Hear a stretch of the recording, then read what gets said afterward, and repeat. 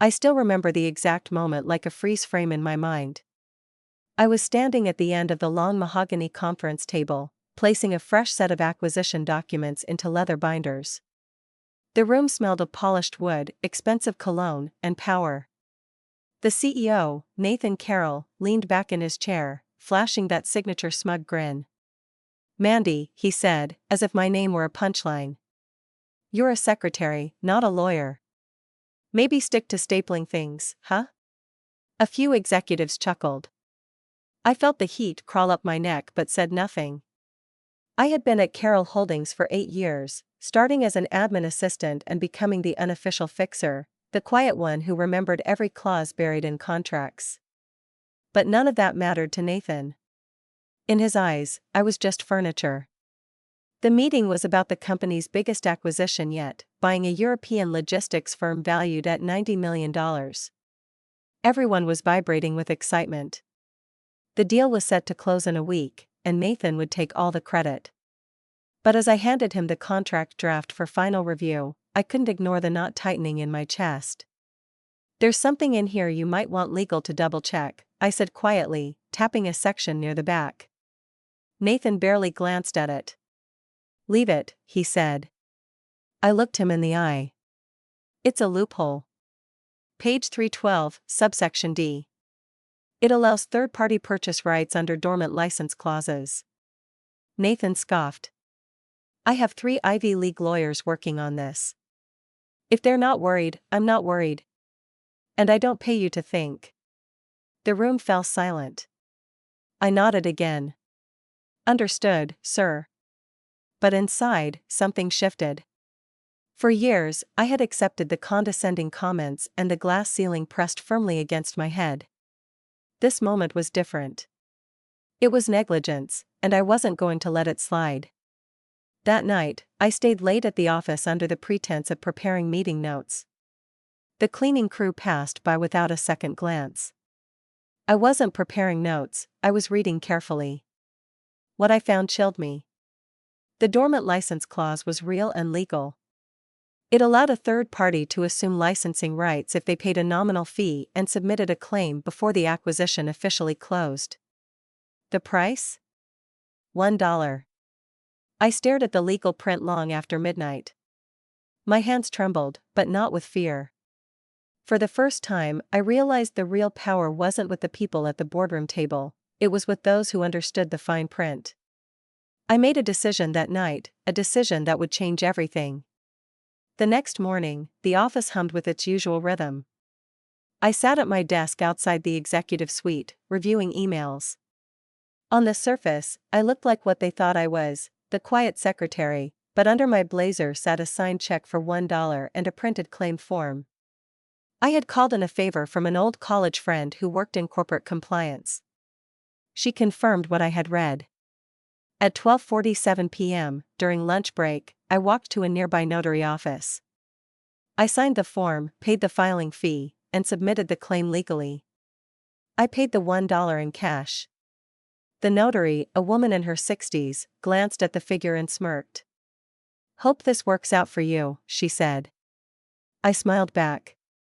Me, too. By the time I returned to the office, nothing seemed different. Nathan's assistant was gossiping with marketing. The CFO was on a call. I typed a brief summary of my filing, sending it to my personal email for safekeeping. The clock ticked. Nothing happened. For 2 days, I started to wonder if I had imagined it all. But on the morning of the 3rd day, I noticed a shift. At 9:15 a.m., a lawyer from the acquisition firm stormed into Nathan's office. By noon, the legal team was huddled in the executive boardroom. At 1:30 p.m., Nathan summoned the entire leadership team for an urgent update. I wasn't invited, but I heard snippets of conversations that floated my way. Some loophole claim. Who filed it? The license is frozen. The deal can't close without it. That afternoon, Nathan walked past my desk without looking at me. The man who had smirked at me 3 days earlier didn't smirk anymore. I went home that night with my heart pounding, not out of fear, but out of disbelief and calm. It was working. But this wasn't over. I knew men like Nathan didn't fold quietly. They fought. They bluffed. They crushed anything in their way. The next morning, my phone buzzed before I even made it into the office. Nathan Carroll. I stared at the screen for a moment, then picked up. Mandy, he said, voice sharp but coated with corporate politeness. I need you in my office now. I smiled slightly. Of course, sir, I replied, my voice steady. As I walked through the office toward that glass door, I felt every gaze follow me. But this time, I didn't feel small. I felt ready. Nathan's office was colder than usual. He stood by the window, hands in his pockets, staring out at the skyline. Mandy, he said, finally turning. Have a seat.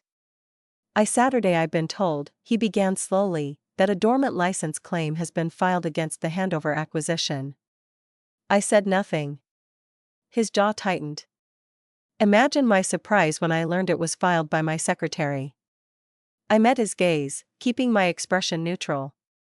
I followed the process outlined in the original contract. It's a legal claim. He let out a soft, humorless laugh. Legal or not, you had no right. You blindsided this company and jeopardized a $90 million acquisition. I kept my hands folded on my lap. Actually, I exercised a public clause that your legal team overlooked, and as of now, I hold the licensing rights handover requires to operate in this market. His eyes darkened. What are you playing at? I blinked slowly. Nothing, sir. I'm simply ensuring my rights as per the agreement terms. For a moment, he said nothing. Then, with a low chuckle, he circled behind his desk and sat down. You want money? I tilted my head slightly. Excuse me? He gave a sharp smile. Come on, let's not pretend. You saw an opportunity to grab a piece of this deal. Fine. Name your price. I'll buy you out of this little stunt. Clean. Quiet. I held his gaze. I didn't file the claim for money. His smile faltered. Then what? I leaned forward slightly. I filed it because you dismissed me like I didn't exist. You made a choice to ignore my warning. I'm not here to negotiate, Nathan. I'm here because this isn't your game to win by default anymore. For the first time, his confidence wavered. You realize, he said slowly, that this will not end well for you. I nodded. I realize it won't end well for you either. We stared at each other in a silent standoff. Finally, he leaned back in his chair. You'll regret this, Mandy. I gave him a small, polite smile. I'll take my chances. I stood and walked to the door. His voice stopped me just as I reached for the handle. You think you're smarter than me? I turned, met his gaze head on. No, Nathan. I think I read the fine print, and then I left. The hours after our confrontation felt surreal. I returned to my desk, heart pounding, acting as if nothing had happened. The office was a sea of hushed voices and darting glances. By late afternoon, the company's legal team was scrambling. I overheard two junior associates whispering in the break room. They can't close the deal without the license. Who even filed it? I heard Mandy. The first blow landed before I even left the building. At 5:03 p.m., an email popped up in my inbox from HR. Subject: Formal inquiry into conduct. Immediate response required. I opened it, my pulse steady. They were investigating me for unauthorized interference with corporate contractual agreements. I almost laughed. Almost. Because I had seen this tactic before, a classic move in corporate chess. But I was ready. I forwarded the email to my attorney. The HR inquiry wasn't a surprise, but what came next was. The next morning, I arrived at the office early. The first thing I noticed was my computer locked. A red screen blinked back at me. Access restricted. Please contact IT. At 8:13 a.m., I got called into HR again. Two people waited for me, one the head of HR and the other a corporate counsel I had never seen before.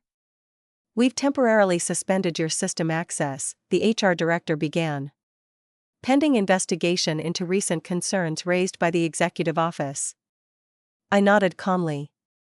"Concerns relating to a lawful documented license claim that I filed personally outside of company resources."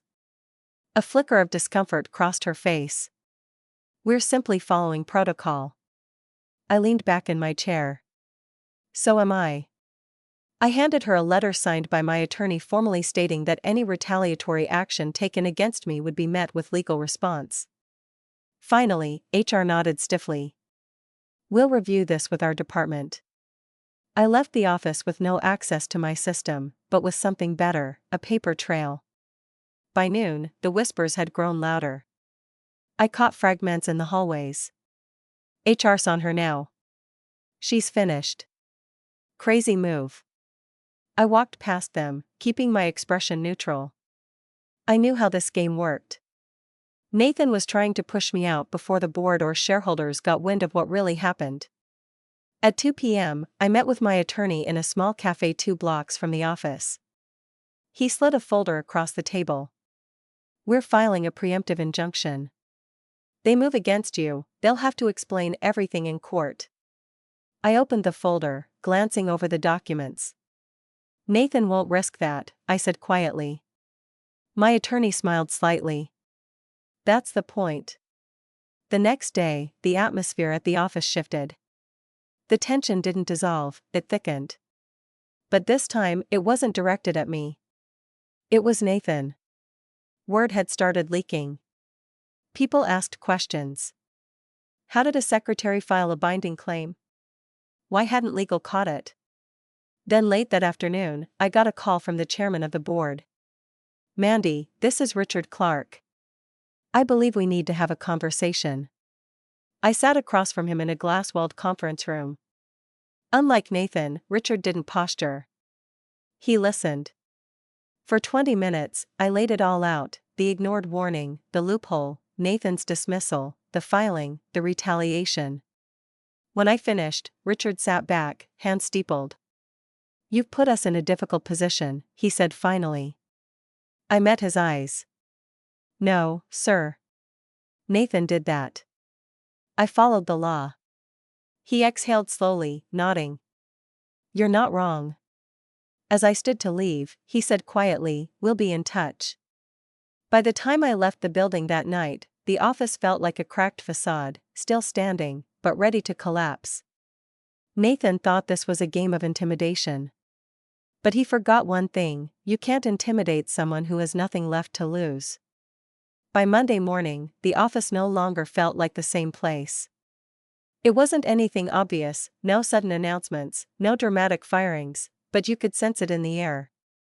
Nathan wasn't holding court like usual.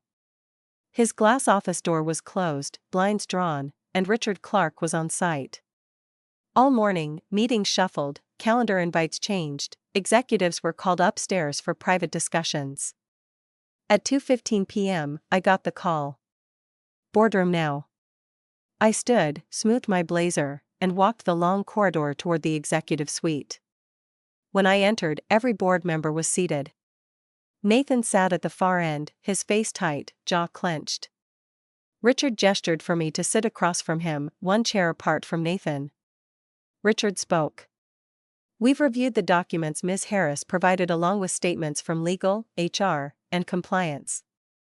This acquisition has been jeopardized by a critical oversight. The question before us now is how we handle both the business implications and the internal leadership issues that led us here." A murmur rippled through the board members. Richard turned to me. "Ms. Harris, you filed a legal claim as a private individual using your own resources. Is that correct?" "Yes, sir." "Were company resources used?" "No, sir." "Did you act on proprietary information not available in public records?" I shook my head. "The clause I acted on was part of the original acquisition agreement." Richard nodded. "Thank you." He turned to Nathan. "And you, Mr. Carroll, were made aware of this potential issue prior to the claim being filed?" Nathan's jaw tightened. Yes. Did you investigate the concern? Nathan hesitated, then muttered, I dismissed it. Silence fell again. Richard leaned back in his chair. Noted. The next hour was a controlled dismantling. They reviewed Nathan's mishandling of the deal, his refusal to escalate concerns, and the formal complaint I had submitted. Every step Nathan had taken to discredit me was now evidence against him. Finally, Richard delivered the verdict. Effective immediately, Nathan Carroll is placed on administrative leave pending further review. Nathan opened his mouth, but Richard's raised hand silenced him. You may collect your personal belongings under supervision. Your access is revoked as of now. Nathan shot me a look, not of anger, but disbelief. For once, he had no words. When the board adjourned, Richard pulled me aside. You handled yourself with professionalism and restraint, he said quietly. I respect that. Thank you, sir. The official announcement came 2 days later. Nathan Carroll stepped down from his position as CEO, citing personal reasons. The office buzzed with whispered versions of the same story. The board pushed him out. The acquisition nearly collapsed, and somehow the secretary had been at the center of it all. With Nathan gone, the handover acquisition moved forward, this time with full transparency. The board appointed Richard Clark as interim CEO. He insisted on a revised negotiation team and asked me to be part of it, not as a token assistant, but as a recognized advisor. Over the next 2 weeks, I worked side by side with the legal team, reviewing every inch of the acquisition paperwork. When we finally closed the acquisition, it was airtight. The deal made headlines in industry circles, not because of its size, but because of the quiet shift in how it was handled. One evening, after the final documents were signed, I found myself alone in the conference room, staring at the skyline. 8 years of being underestimated, dismissed, overlooked. I had started this job thinking hard work alone would earn respect. I learned that sometimes you have to take respect. Stand firm when others expect you to fold. Richard joined me a few minutes later, holding 2 cups of coffee. You know, he said, the board's been talking. We want you to stay on, not just for compliance work. We're creating a new role, Director of Risk and Contract Strategy, reports directly to the executive board. I blinked. That's a real position. Because you didn't just protect this company from a financial disaster. You protected it from itself. I studied him for a moment. Thank you, I said quietly. He nodded. You earned it. The next morning, I moved into my new office, a modest space, no corner windows, no grand title on the door. But this wasn't about a nameplate. It was about having a voice and making sure no one else in this company ever had to fight alone just to be heard. As for Nathan, the last I heard, he took a consulting gig on the West Coast, a smaller firm, fewer headlines. Maybe he'd learned something. Or maybe he hadn't. I didn't set out to win a war. I just refused to lose quietly. And in the end, that made all the difference.